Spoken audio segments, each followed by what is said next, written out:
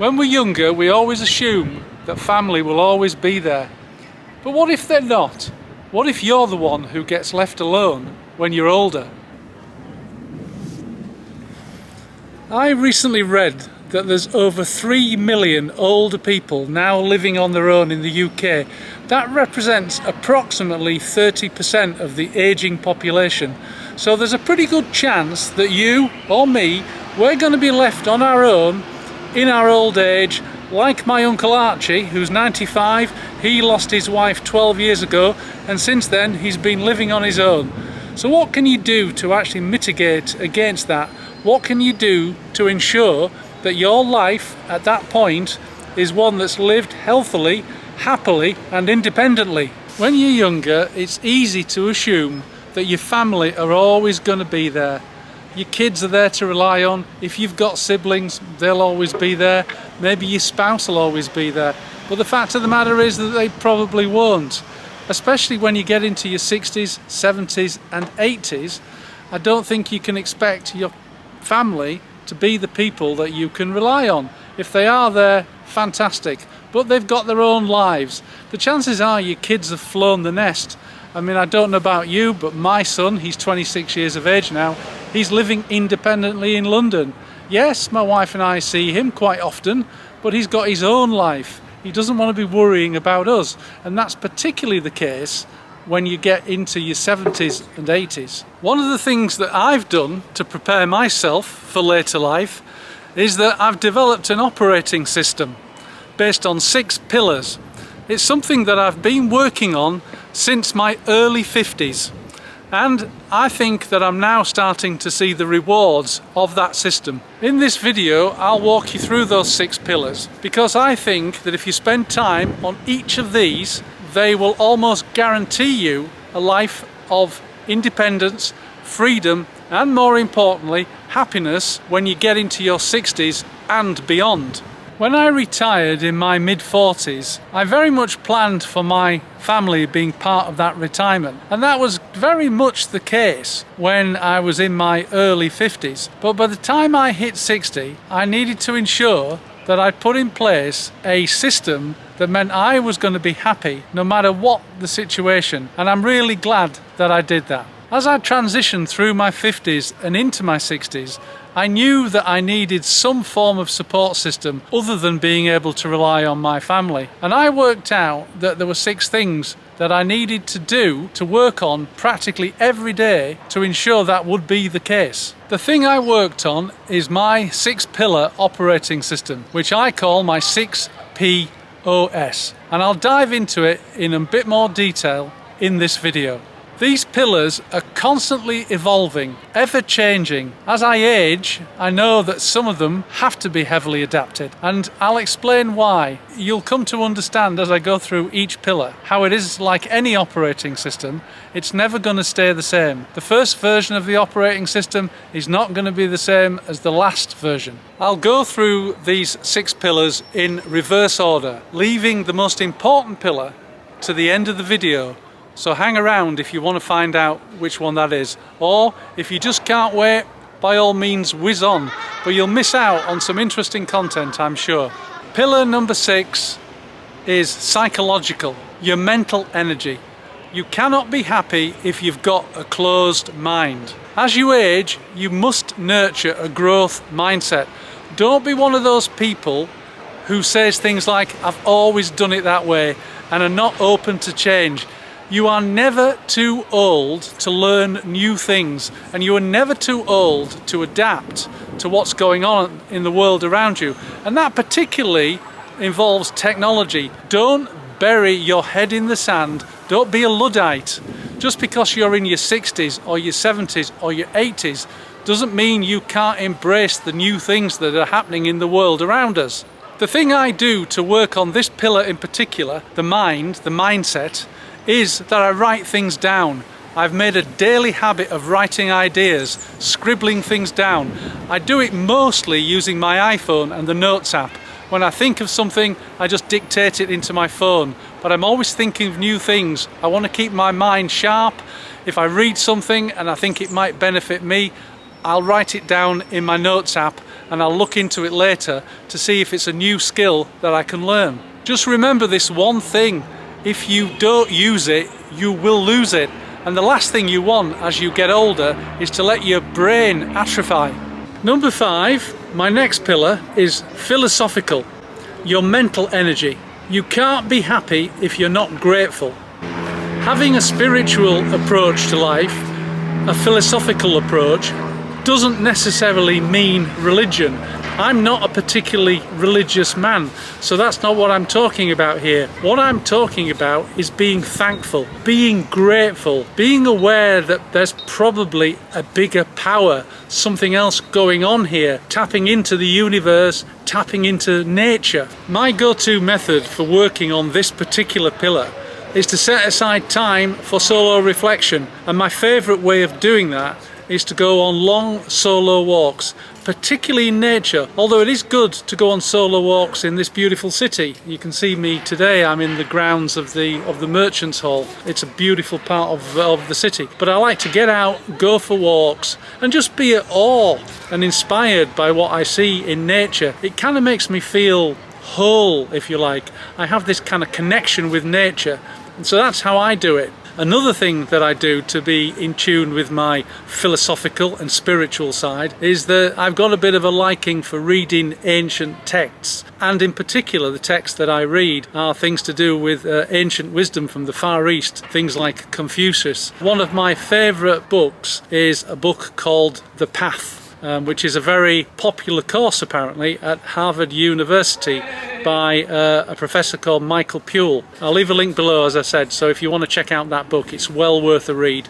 But that's how I tune into my philosophical side, by going back into the past and reading some of the ancient texts and the ancient wisdom that's out there. At number 4, I have people, and in particular I'm talking about relationships. You can't be happy if you are lonely. If family fades, then friendships can take their place. I think it's important as you age to nurture a really small, close group of friends, people who you can rely on. I think when you're younger you can have a much wider circle of friends, but that's really hard to maintain, and I've actually talked about that in previous videos. Now that I'm in my 60s, I can count on the fingers of one hand the number of people that I genuinely call friends. Good friendships keep you emotionally and mentally sharp. So one way that I have nurtured my friendship groups is by making sure that I get involved in activities of some kind. YouTube is a perfect example. I've started to develop some new friends on YouTube. I've also joined various groups that are close to my passions, and I've met people like that. I think it's important as you age, particularly if there's a chance that one day you might be living on your own, I think it's important that you get out and meet people. The worst thing you can do is sit at home and ruminate and become lonely. There is just one caveat to that. You mustn't do anything that you don't enjoy doing, and you mustn't under any circumstances do things just to please other people when you don't enjoy doing those things yourself. Because if you do that, you'll just start living your life on other people's terms. And the whole idea behind my 6P OS is that you are building 6 pillars to enable you to live life on your terms. Pillar number 3 is prosperity. You cannot be happy if you're always worried about money. Freedom doesn't come from wealth, exactly. However, it's very hard to have freedom if you're broke and you're always worrying about money. There's no sugar-coated way of putting this. If you are broke, you lose control. So I believe during the latter half of your life, you've got to do what it takes to start working on your budget and finances to enable you to keep your freedom. Now in my case, my wife and I have noticed that our expenses have dropped a lot over the last 10 years, particularly since our son left, went down to London and carved out his own life in his own business. The other thing that we've done is that we've minimised our expenditure on certain things. For example, we deliberately moved house to a house half our size. I can't see any reason why anybody would want to hang about in a really big house when they're older and the kids have flown the nest. It's much better to spend that money on other things, or save that money if you think it needs saving and you don't want to have the expenditure that you used to have in your 30s and your 40s. I get a lot of comments on this channel from people who say to me that they can't afford to retire and they can't see themselves ever retiring. Well, my answer to that is there are ways that you can supplement your income and accelerate your retirement and accelerate the ability to have freedom in your life. For example, one of the things that I do is that I often buy and sell things on eBay. I do it for fun, really, more than anything. But I often go to the car boot sales in York and I buy books, I buy die-cast vehicles, things that I'm interested in, and I sell them on eBay at 10, 20 times what I paid for them on the car boot sale. So I do think there are ways that you can do this. Maybe that's something I might cover in a future video, I don't know. But one of the things that is worth considering is trading some of your leisure time for doing something outside of work where you can earn some extra money. At the end of the day, I understand that you've got to do what works for your particular situation, but the simple fact of the matter is that you have to work on this particular pillar.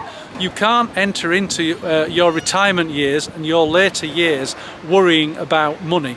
Financial security means that you won't be dependent on anyone. Pillar number 2 is passion, emotional energy. You can't be happy if you have no purpose. After 60, a lot of people feel done. Part of the reason they feel like that is they've linked their identity to their job and their career and their profession. And some people use it as an excuse to continue working well into their later life when they probably should be enjoying themselves doing something else other than work. Once again, I'm going to mention the book by Bronnie, Ware, where the second regret of the dying, I wished I hadn't worked so hard. Here's the reality. You can still contribute, you can still matter without necessarily needing to work. There are lots of ways of getting purpose without a job. For example, you might be able to volunteer. You could perhaps work in a charity shop, or perhaps you could work with people who are more disadvantaged than yourselves on a pro bono basis, but you don't need a paying job and you don't have to stay at the coalface on the hamster wheel just to have some purpose in life. Just do something, volunteer, make art, share your journey, write a book, create a YouTube channel, just do something. Don't just drift along and waste those final 10 or 20 years of your book of life. Those chapters are still to be written. It's in your hands. They're blank pages. You can write whatever you want on those pages. But please, this is one thing I want to urge you. Don't leave them blank. Have a think about how you matter and how you can continue to contribute even though you're on your final chapters. My final P, the one I've left till last because I think it's the most important one of the lot, is physical. Your body, your mind, your brain. You can't be happy if you're not healthy. It's a simple fact. And yet people really do take their health for granted. Doing things in their 20s, 30s and 40s that will catch up with them when they're in their 50s and 60s. I've been guilty of that myself. As you probably know if you've been watching my videos for any length of time, 2 months ago I had my gallbladder removed, and I'm pretty certain that the whole problem was created by the way I lived in my 20s, 30s and 40s. Well, by the time you get into your 50s and 60s, you can do something about it. It's never too late. I work out at the gym, strength training. I like to go on long walks. I'm very mindful of the fact that I want to make sure that my body keeps going for as long as it possibly can. I don't want to be one of those people that I see who is overweight, whizzing around on their little electric scooters. That's not the life that I want. I want to stay full of vitality and energy, and I want to keep going for as long as I can. My Uncle Archie is a role model in that respect. It's only now that he's reached 95 years of age that he's really started to slow down and can't particularly walk. Even when he was 90, he was still taking his dog on long walks. I'd like to be like that. And one of the things that I'm doing to make sure that that is the case is that I'm now taking good care of myself. I'm 3 stone lighter than I was at my heaviest. I've recovered, I think, from the gallbladder surgery. I'm feeling great. I've never felt better. But it's very important, in my opinion, to work on your brain and your body as you age. The simple reality is that the other 5 pillars don't matter if you haven't got your health. One of the things that I like to do is to get at least 7,000 steps in every day. Now that doesn't mean I put on my walking boots and I drive into the countryside and I have a formal walk. Not at all. Just getting out and about for 10, 15, 20 minutes at a time, 3 or 4 times a day, bolting up and down the stairs does the job. But 7,000 steps is my number. That's what I always aim to get in the course of my day because I want to stay active. When it comes to nutrition, I've been kind of forced into eating healthily because of my gallbladder problem, but it has made me research into the whole topic, and I know that what you eat will affect your body and your brain, and I'm keen to nourish my brain. I want to stay sharp and mentally with it for as long as I can, trying to mitigate against there being some problem with that by making sure that I eat healthily. There is no getting away from it. Health is the true foundation of freedom. Thanks for watching. I hope you found this video useful. You might want to watch this video next. It's why I don't think you need to seek the approval of others when you want to retire. Thanks for watching. See you next time.